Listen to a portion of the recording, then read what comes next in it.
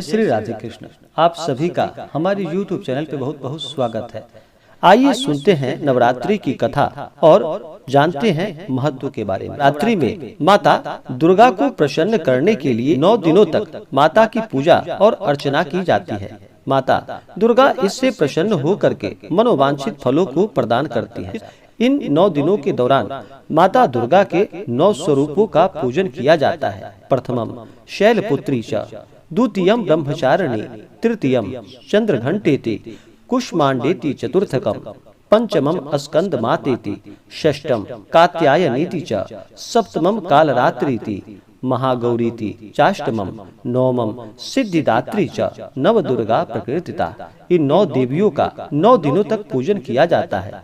जो भी सच्ची श्रद्धा के साथ, नियम और निष्ठा के साथ माता दुर्गा के 9 स्वरूपों का पूजन करते हैं, दुर्गा सप्तशती का पाठ करते हैं, व्रत का कथा श्रवण करते हैं, उन्हें माता की कृपा से सभी प्रकार के सुख और समृद्धि की प्राप्ति होती है। नवरात्रि के दौरान नियम और निष्ठा का पालन करना चाहिए। इन दिनों ब्रह्मचर्य का पालन करना चाहिए, सात्विक भोजन ग्रहण करना चाहिए। जहाँ तक हो सके फलाहार आदि का सेवन करके उपवास रह करके इस व्रत को करना चाहिए।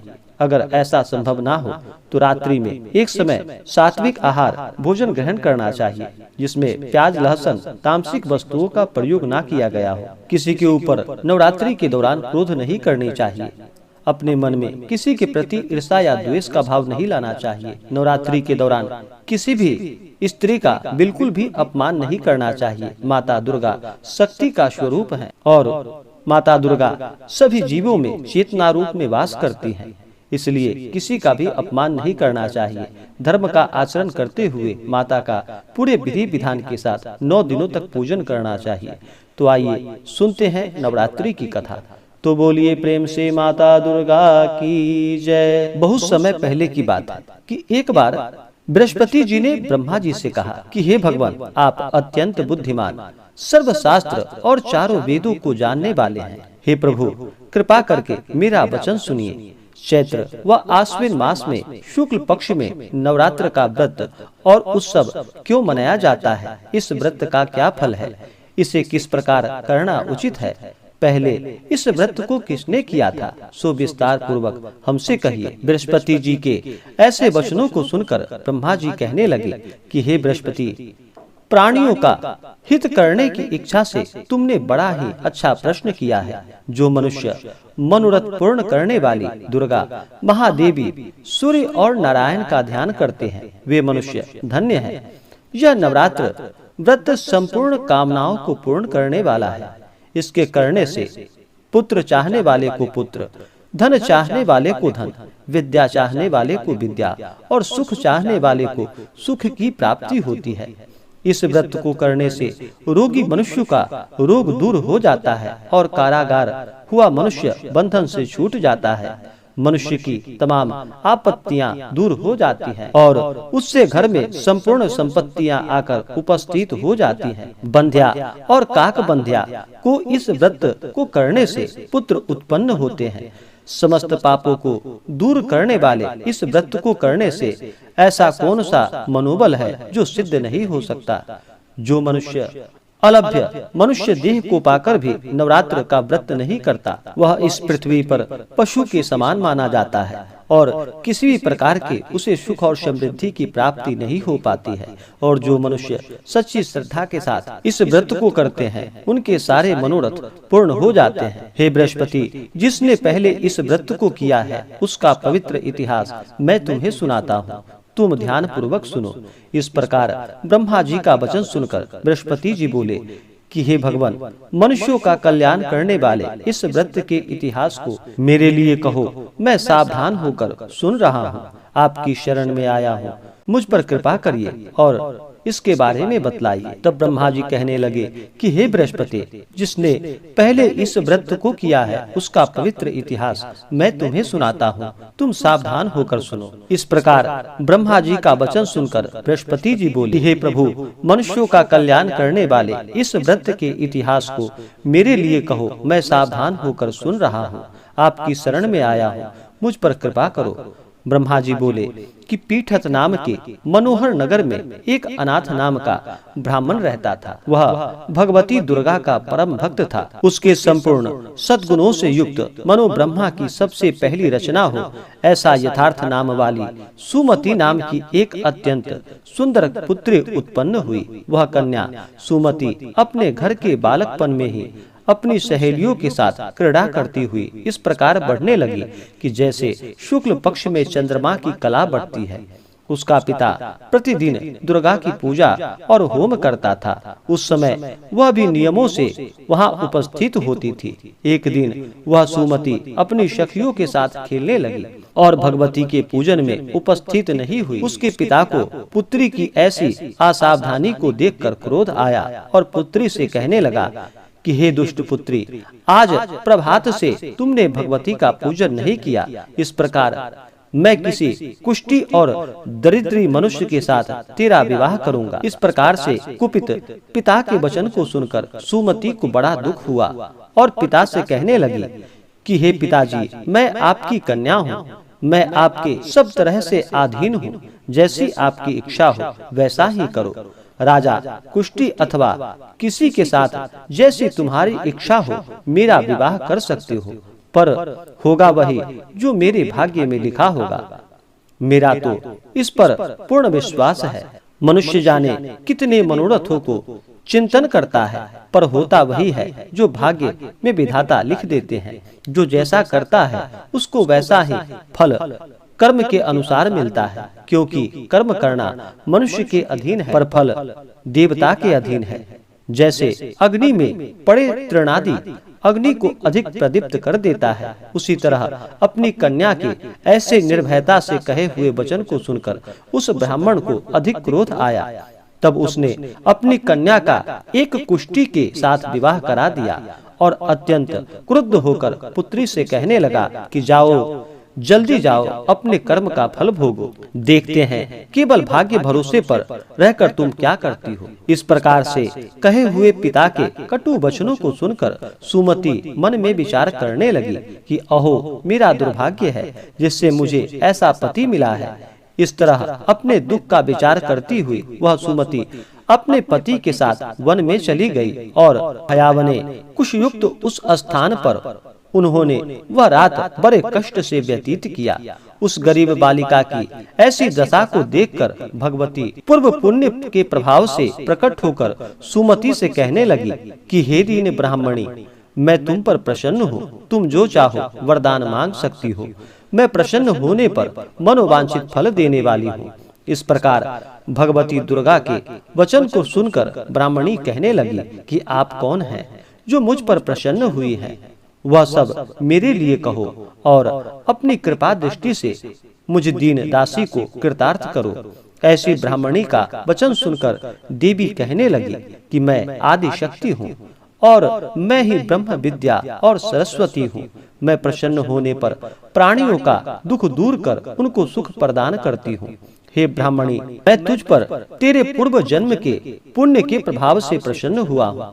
तुम्हारे पूर्व जन्म का वृतांत सुनाती हूँ, तुम सुनो। तुम पूर्व जन्म में निषाद की स्त्री थी और अति पतिव्रता थी। एक दिन तेरे पति निषाद ने चोरी की। चोरी करने के कारण तुम दोनों को सिपाहियों ने पकड़ लिया और ले जाकर जेल खाने में कैद कर दिया। उन लोगों ने तेरे को और तेरे पति को भोजन भी नहीं दिया। इस प्रकार नवरात्र के दिनों में तुमने ना कुछ खाया और ना ही जल ग्रहण किया, इसलिए 9 दिनों तक नवरात्र का व्रत हो गया। हे ब्राह्मणी, उन 9 दिनों में जो व्रत हुआ उस व्रत के प्रभाव से प्रसन्न होकर तुम्हें मनोवांछित वस्तु दे रही हो। इसलिए जो इच्छा हो तुम्हारी वह वरदान मांग लो। इस प्रकार माता दुर्गा के कहे हुए वचन को सुनकर ब्राह्मणी बोली कि अगर आप मुझ पर प्रसन्न हैं तो हे दुर्गे, आपको प्रणाम करती हूँ। कृपा करके मेरे पति के कुष्ठ को दूर कर दो। देवी कहने लगी कि उन दिनों में जो तुमने व्रत किया है उस व्रत के एक दिन का पुण्य अपने पति का कुष्ठ दूर करने के लिए अर्पण करो। मेरे प्रभाव से तेरा पति कुष्ठ से रहित और सोने के समान शरीर वाला हो जाएगा। ब्रह्मा जी कहने लगे कि इस प्रकार देवी का वचन सुनकर वह ब्राह्मणी बहुत प्रसन्न हुई और पति को निरोग करने की इच्छा से ठीक है ऐसी बोलकर तब उसने पति का शरीर भगवती दुर्गा की कृपा से कुष्ठहीन होकर अति कांति युक्त हो गया, जिसकी कांति के समान चंद्रमा की कांति भी क्षीण हो जाती थी। वह ब्राह्मणी पति की मनोहर देह को देखकर देवी को अति पराक्रम वाली समझकर स्तुति करने लगी कि हे दुर्गे, आप दुर्गत को दूर करने वाली हो, तीनों जगत की संताप को हरने वाली हो, समस्त दुखों को दूर करने वाली हो, रोगी मनुष्य को निरोग करने वाली हो, प्रसन्न होने पर मनोवांछित वस्तु को देने वाली हो और दुष्ट मनुष्य का नाश करने वाली हो। तुम ही सारे जगत की माता और पिता हो कि हे अम्बे, मुझे अपराध रहित अबला की मेरे पिता ने कुष्ठी के साथ विवाह कर मुझे घर से निकाल दिया। उनकी निकाली हुई पृथ्वी पर घूमने लगी। आपने ही मेरा इस आपत्ति रूपी समुद्र से उद्धार किया है। हे देवी, आपको प्रणाम करती हूँ, मुझ दीन की रक्षा कीजिए। फिर ब्रह्मा जी कहने लगे कि हे बृहस्पति, इस प्रकार से उस सुमति ने मन से देवी की स्तुति की। उससे हुई स्तुति को सुनकर देवी को बहुत संतोष हुआ और ब्राह्मणी से कहने लगी कि हे ब्राह्मणी, उदालय नाम का अति बुद्धिमान, धनवान, कीर्तिमान और जितेंद्रिय पुत्र शीघ्र तुम्हें प्राप्त होगा। ऐसा कहकर वह देवी उस ब्राह्मणी से फिर कहने लगी कि हे ब्राह्मणी, और जो भी कुछ तेरी इच्छा हो वही मनोवांछित वस्तु मांग लो। ऐसा भगवती दुर्गा का वचन को सुनकर सुमति बोली कि हे भगवती दुर्गे, अगर आप मेरे ऊपर प्रसन्न हैं तो कृपा कर मुझे नवरात्रि व्रत की विधि बतलाइए। हे दयावंती, जिस विधि से नवरात्र व्रत करने से आप प्रसन्न होती हैं, उस विधि और उसके फल को मेरे लिए विस्तार से वर्णन कीजिए। इस प्रकार के वचन को सुनकर दुर्गा कहने लगी कि हे ब्राह्मणी, मैं तुम्हारे लिए संपूर्ण पापों को दूर करने वाली नवरात्र व्रत की विधि बतलाती हूँ, जिसको सुनने से सभी पापों से छुटकारा प्राप्त होता है, मोक्ष की प्राप्ति होती है। आश्विन माह या चैत्र माह के शुक्ल पक्ष की प्रतिपदा से लेकर 9 दिनों तक विधि पूर्वक व्रत करे। यदि दिन भर का व्रत ना कर सके तो एक समय भोजन करे और ब्राह्मणों को बुलाकर कलश स्थापित करे और वाटिका बनाकर उसको प्रतिदिन जल से सींचे। महाकाली, महालक्ष्मी और महासरस्वती इनकी मूर्तियां बनाकर उनकी नित्य विधि सहित पूजा करे और पुष्पों से विधि पूर्वक अर्घ्य दे। बिजौरा के फूल से अर्घ्य देने से रूप की प्राप्ति होती है। जायफल से कृति, दाख से कार्य की सिद्धि होती है। आंवले से सुख और केले से भूषण की प्राप्ति होती है। इस प्रकार फलों से अर्घ्य देकर यथाविधि हवन करे। खांड, घी, गेहूं, शहद, जौ, तिल, खीर व चंपा के पुष्पों से धन और पत्तों से तेज और सुख की प्राप्ति होती है। आंवले से कृति और केले से पुत्र होता है। कमल से राज सम्मान और दाखों से सुख संपत्ति की प्राप्ति होती है। खंड, घी, नारियल और जौ, तिल इनसे तथा फलों से होम करने से मनोवांछित वस्तु की प्राप्ति होती है।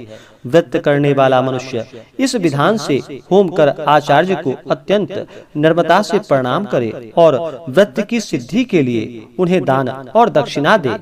इस महाव्रत को पहले बताई हुई विधि के अनुसार जो कोई करता है उसके सब मनोरथ सिद्ध हो जाते हैं। इसमें तनिक भी संशय नहीं है। इन 9 दिनों में जो कुछ दान आदि किया जाए उसका करोड़ों गुना पुण्य फल प्राप्त होता है। इस नवरात्र के व्रत को करने से अश्वमेध यज्ञ का फल प्राप्त होता है। हे ब्राह्मणी, इस संपूर्ण कामनाओं को पूर्ण करने वाला उत्तम व्रत को तीर्थ, मंदिर अथवा घर में ही विधि के अनुसार करना चाहिए। फिर ब्रह्मा जी कहने लगे कि हे बृहस्पति, इस प्रकार ब्राह्मणी को व्रत की विधि और फल बताकर देवी वहां से अंतर ध्यान हो गई।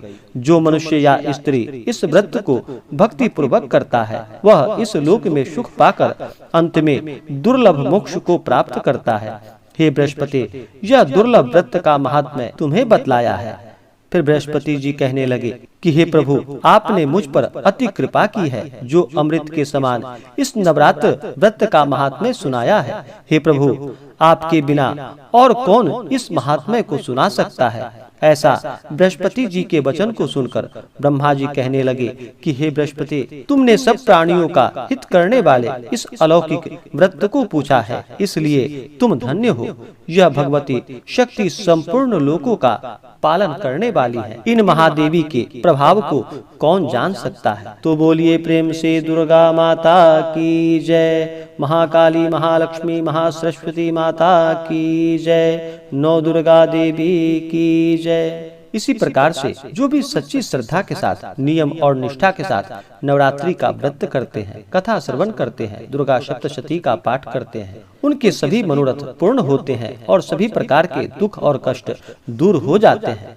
तो आशा करता हूँ कि यह जानकारी आपको अच्छा लगा हो। ऐसे ही ज्ञानवर्धक जानकारियाँ प्राप्त करने के लिए हमारे इस चैनल को लाल बटन दबा करके सब्सक्राइब करें, साथ में बेल आइकन घंटी दबाएं ताकि मेरे वीडियो का नोटिफिकेशन आपके पास सबसे पहले पहुंचे। वीडियो को लाइक और अपने मित्रों तथा दोस्तों के साथ शेयर करें। सुखी रहे और स्वस्थ रहे। जय श्री राधे कृष्ण। धन्यवाद।